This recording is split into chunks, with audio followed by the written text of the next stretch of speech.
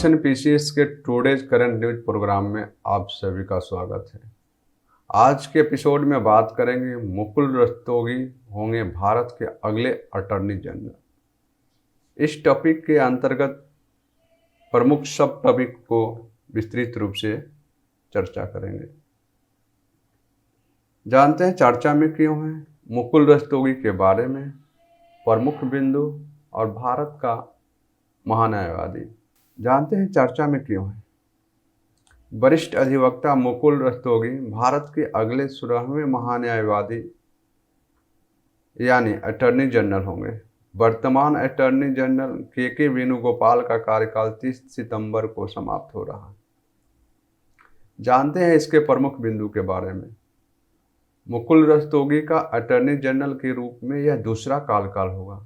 इससे पहले वह वर्ष 2014 से 2017 तक 3 वर्ष के लिए देश के अटॉर्नी जनरल थे। उन्होंने 2017 में इस्तीफा दे दिया था, जिसके बाद के वेणुगोपाल को 1 जुलाई 2017 को अटॉर्नी जनरल के रूप में नियुक्त किया गया था। रस्तोगी के वेणुगोपाल की जगह लेंगे। 90 वर्षीय वेणुगोपाल को मोदी सरकार में 3 साल के कार्यकाल से 2 साल का विस्तार दिया गया था। रस्तोगी अटॉर्नी जनरल के रूप में अपना दूसरा कार्यकाल 1 अक्टूबर 2022 से शुरू करेंगे। जानते हैं मुकुल रस्तोगी के बारे में। रस्तोगी ने अपने पिता अवध बिहारी रस्तोगी की नक्शे कदम पर चलते हुए वकालत की पढ़ाई की, जो दिल्ली हाई कोर्ट में जज थे।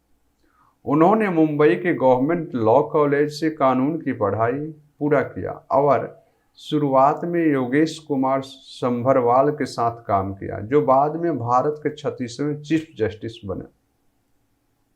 इसके बाद उन्होंने लॉ की प्रैक्टिस शुरू की और 1993 में रस्तोगी को दिल्ली हाई कोर्ट में सीनियर वकील के रूप में नामित किया गया।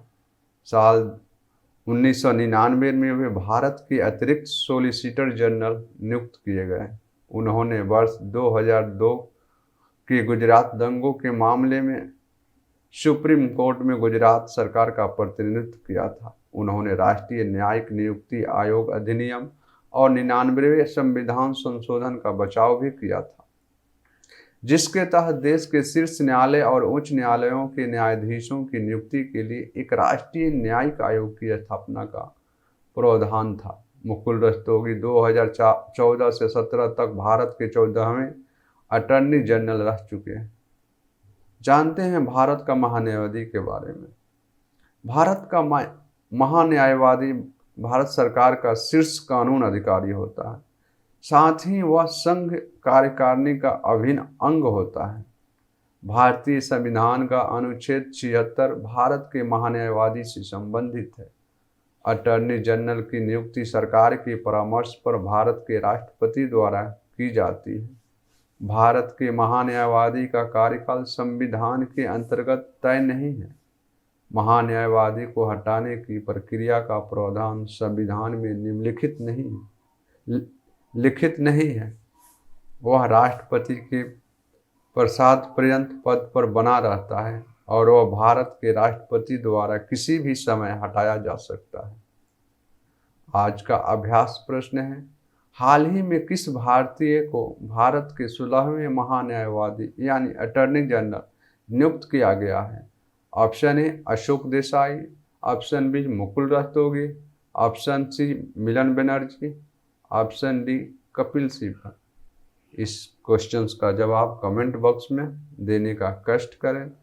तब तक मिलते हैं अगले एपिसोड में। खुश रहिए, मस्त रहिए और पढ़ते रहिए।